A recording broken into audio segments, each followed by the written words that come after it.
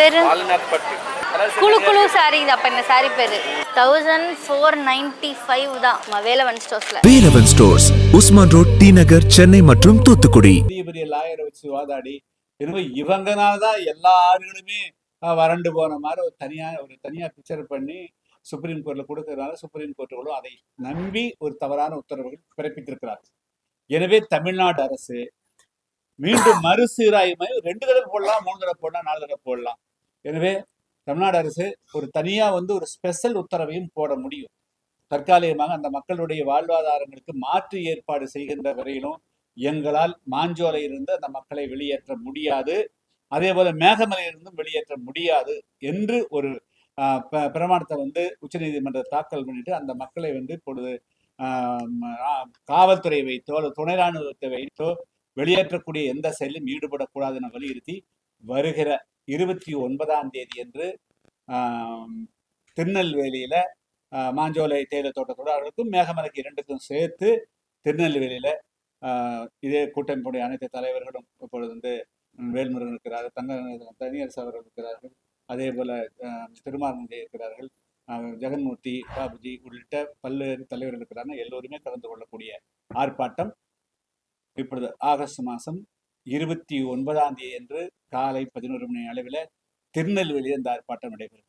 அதை தொடர்ந்து மேகமலைக்கு மட்டும் தனியாக நாங்கள் செப்டம்பர் மாதத்துல 2வது வாரத்தில் தேதி மீண்டும் அறிவிப்போம். அவர் திருமாவளவன் அவர் ஏற்பாடு செய்கிறாரு. அது மதுரை அல்லது தேனியிலுங்கிறது அதை நாங்கள் பின்னால் சொல்லுவோம்.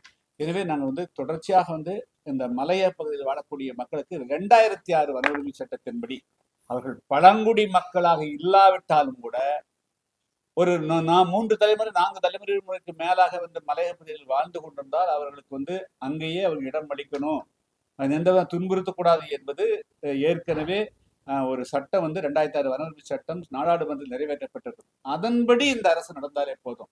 அதை வலியுறுத்தான் மாஞ்சோலை தேயிலை தொழிலாளர்களுக்கு அவருடைய உரிமையை மாஞ்சோலையிலே தீர்மானிக்க வேண்டும், அவர்களை எந்த காரணத்தை கொண்டும் அப்புறப்படுத்தக்கூடாது என்று வலியுறுத்தி 29ஆம் தேதி ஆர்ப்பாட்டம்.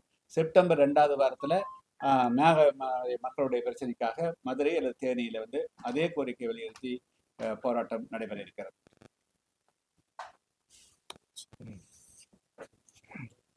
அடுத்து இன்னொரு மிக முக்கியமான ஒரு பிரச்சனை. நேற்றைய தினம் தமிழ்நாட்டை தாயகமாக கொண்டு தங்களுடைய வாழும் உரிமைக்காக, வேலை மற்ற காரணங்களுக்காக கர்நாடக மாநிலத்திற்கு சென்று தங்கி அங்கு இருந்த தமிழர்களை, குறிப்பாக தங்கள் மாடுகள் காடுகளுக்கு சென்று விட்டது, அதை தேடி கண்டுபிடித்து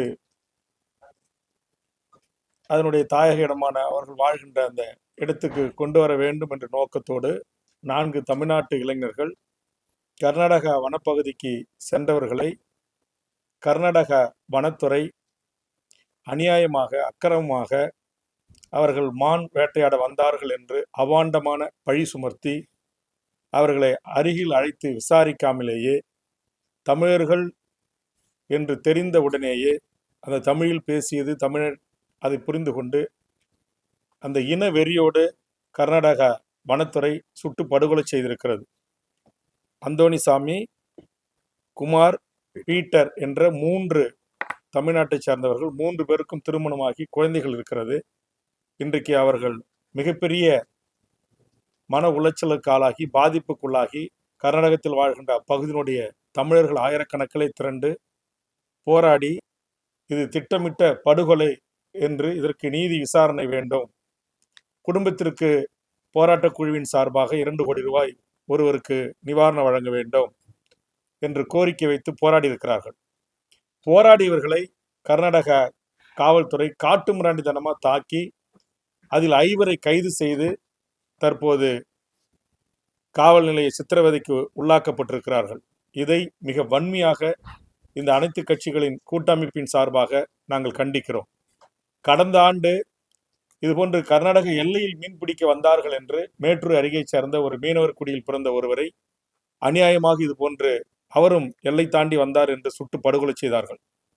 ஏற்கனவே ஆந்திராவில் 20 அப்பாவி தமிழர்கள் கூலி வேலைக்கு சென்றவர்கள், சித்தாளுக்கு, கொத்தனாருக்கு போன்ற வேலைகளுக்கு சென்றவர்களை பிடித்து செம்மரம் கடத்த வந்தார்கள் என்று காடுகளிலே கட்டி வைத்து தீயிட்டு கொளுத்தி அவர்களை சுட்டு அநியாயமாக படுகொலை செய்தார்கள்.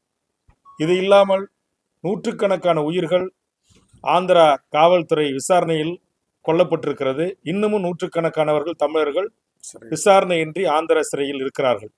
ஆக தமிழர்களுடைய உயிர் என்றாலே ஒரு கிள்ளுக்கரையாக அண்ட மாநிலங்கள் நினைக்கிறது. கடந்த 2011-12 ஆண்டுகளில் ஐயப்பனை தரிசிக்க சென்ற விழுப்புரம் மாவட்டத்தைச் சேர்ந்த ஒரு கூலி விவசாயி சாந்தவேலை சுடு வெந்நீரை ஊற்றி அவர் துடிக்க துடிக்க இறந்து போனார். அதற்காக நாங்கள் நீதி கேட்டோம். செம்மரம் கடத்த வந்தார்கள் என்று அப்பாவிகளை சுட்டுக் கொள்கிறீர்களே என்று நாம் அப்போது கவர்னர் மாளிகையை 50,000க்கும் மேற்பட்ட தமிழக மக்களை அணிதிரட்டி தமிழக வாழ்வுரிமை கூட்டமைப்பின் சார்பாக மிகப்பெரிய போராட்டங்களை முன்னெடுத்தோம். அந்த குடும்பத்துக்கு கொஞ்சம் நிவாரணம் கிடைக்கப்பட்டதை தவிர அந்த உயிர் தியாகத்திற்கு இதுவரையில் நீதியின் முன் நிறுத்தி அந்த வனத்துறையினரோ காவல்துறையினரோ தண்டிக்கப்படவில்லை. இங்கு தமிழ்நாட்டு மீனவர்கள் மீன்பிடிக்க சென்றால் சிங்கள ராணுவம் சுட்டு படுகொலை செய்கிறான். ஐயப்பன் கோயிலுக்கு சாமி கும்பிட போனா அங்க மலையாளிகள் கேரள காவல்துறை வனத்துறை அடிச்சு கொள்றான். இங்க ஆந்திராவிலையும் தெலுங்கானாவிலையும் இது போன்ற நிலைமை ஏற்படுகிறது என்று சொன்னால் தமிழ்நாடு முதலமைச்சர் நான் இந்த நேரத்தில் வேண்டுவது, வட இந்தியர்கள் இங்கு தாக்கப்படுகிறார்கள் என்கிற ஒரு வதந்தி பரவிய உடனேயே அந்த நாட்டுடைய துணை முதலமைச்சரிலிருந்து அந்த நாட்டுடைய சீஃப் செக்ரட்டரி தலைமைச் செயலாளருக்கு நிகரான அதிகாரிகள் குழுவை அனுப்பி வட இந்தியர்கள் இங்கு உயிர் அச்சம் இல்லாமல் வாழ்கிறார்களா என்பதை உறுதி செய்து நாட்டுடைய டிஜிபி, போலீஸ் கமிஷனர், ஜோனல் கமிஷனர்கள், ஐஜிக்களோடு கூட்டம் நடத்தினார்கள். ஆனால் இறந்து 24 மணி நேரம் இன்றைக்கு 3 அப்பாவி தமிழர்கள் பிழைக்க போன இடத்தில் சுட்டு படுகொலை செய்திருக்கிறது கர்நாடக அரசு. தமிழ்நாட்டு முதலமைச்சரிடமிருந்து ஒரு கண்டனம் கூட இதுவரையில் வரவில்லை.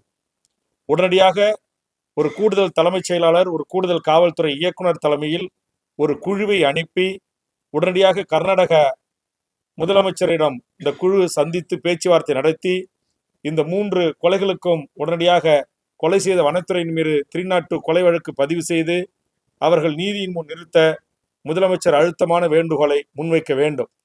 உயிரிழந்த குடும்பத்திற்கு உரிய நிவாரணத்தை கர்நாடக அரசிடமிருந்து பெற்றுத்தர வேண்டும்.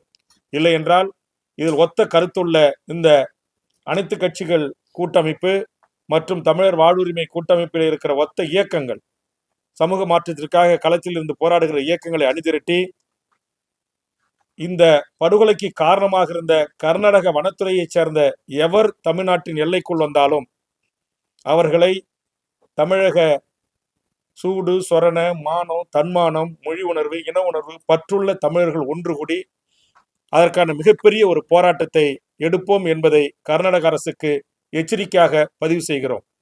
தொடர்ந்து தமிழ்நாட்டு தமிழர்களை அங்கு அடிப்பதும், கொலை செய்வதும், வீடுகளை சூறையாடுவதும், பேருந்துகளை எரிப்பதும் என்கிற வன்முறை வெறியாட்டம் காவேரி மேகதாட்டில் இன்றைக்கு அணையை கட்டப்போகிறோம் என்று சொல்லிவிட்டதோடு மட்டுமல்லாமல் உச்சநீதிமன்றங்கள் காவிரி நதிநீர் ஆணையம் கூறிய தண்ணீரை மாத அளவில் திறந்து விடுவதற்கு நேர் மாறாக இன்றைக்கு அங்க இருக்கிற விவசாயிகளையும் அங்க இருக்கிற கன்னட வேதிய கும்பல்களையும் தூண்டிவிட்டு இன்றைக்கு தமிழ்நாடு பேருந்துகள் தடுத்து நிறுத்தப்படுகின்றன, சரக்குந்துகள் நிறுத்தப்படுகிறது, மகிழுந்துகள் நிறுத்தப்படுகிறது.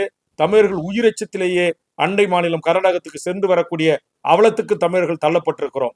தமிழ்நாட்டு மக்களால் தேர்ந்தெடுக்கப்பட்ட அரசும் காவல்துறையும் அரசு இயந்திரமும் கள்ளமும் சாதித்துக் கொண்டிருக்கிறது. இதை நாங்கள் மிக வன்மையாக கண்டிக்கிறோம்.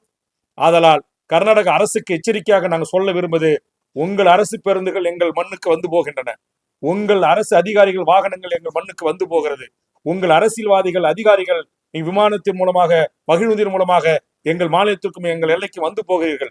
தமிழர்களுக்கு அங்கு இழக்கப்படுகின்ற அநீதி போல் நாங்களும் இங்கு திருப்பி அதற்கான நடவடிக்கைகள் இறங்கினால் இது இரு மாநில மக்களின் சகோதரத்துவம் பாதிக்கப்படும் என்கிற அந்த மாந்தநேய மனிதநேய அடிப்படையில் தமிழர்கள், அரசியல் கட்சிகள், தமிழ் தேசிய அமைப்புகள், இங்கு இருக்கக்கூடிய பெரியாரிய, அம்பேத்கரிய, மார்க்சிய சிந்தனையாளர்கள் நாங்கள் அப்படி சிந்திக்கிறோம். ஆனால் கர்நாடகா ஒருபோதும் அப்படி சிந்தித்தது இல்லை.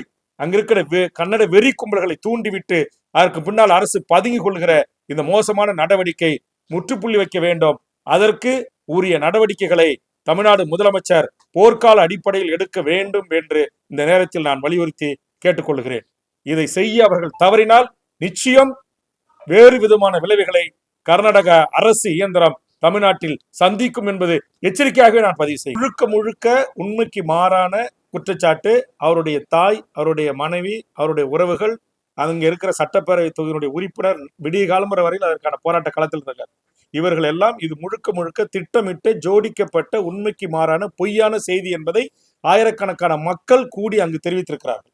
அந்த தொகுதியினுடைய சட்டப்பேரவை உறுப்பினர் அந்த மக்களோடு போராட்ட களத்தில் மக்கள் பக்கம் இருக்கிற நியாயத்தை உணர்ந்து போராட்ட களத்தில் நின்றிருக்கிறார். ஆக தயவு செய்து தமிழ்நாட்டு ஊடகங்களை நான் வேண்டி கேட்டுக்கொள்வது, மான் வேட்டைக்கு போனார்கள், துப்பாக்கி வைத்திருந்தார்கள், ஆதலால் கர்நாடகா வனத்துறை சுற்றது என்று அவர்கள் கொடுக்கின்ற அந்த செய்தியை தயவு செய்து தமிழர்களாக பிறந்த தமிழ்நாட்டில் ஊடகம் நடத்துகிற, பத்திரிகை நடத்துகிற நீங்கள் வெளியிட வேண்டாம் என்பது உங்களை நான் கைகூப்பி கேட்டுக்கொள்ளேன். ஒரு தொலைக்காட்சி கூட வெட்டிருந்துச்சு, மான் வேட்டைக்கு சென்ற தமிழர்கள் சுட்டுக் கொல்லப்பட்டாரு. செம்மரம் போன செம்மரம் கடத்துற விஷயம் உங்களுக்கு தெரியும். அங்க இருக்கிற மந்திரி, அதிகாரிகள், காவல்துறை, வருவாய்த்துறை, வனத்துறை எல்லாருக்கும் அதுல பங்கு இருக்கு. அவன் எவனாச்சும் செத்துருக்கிறானா?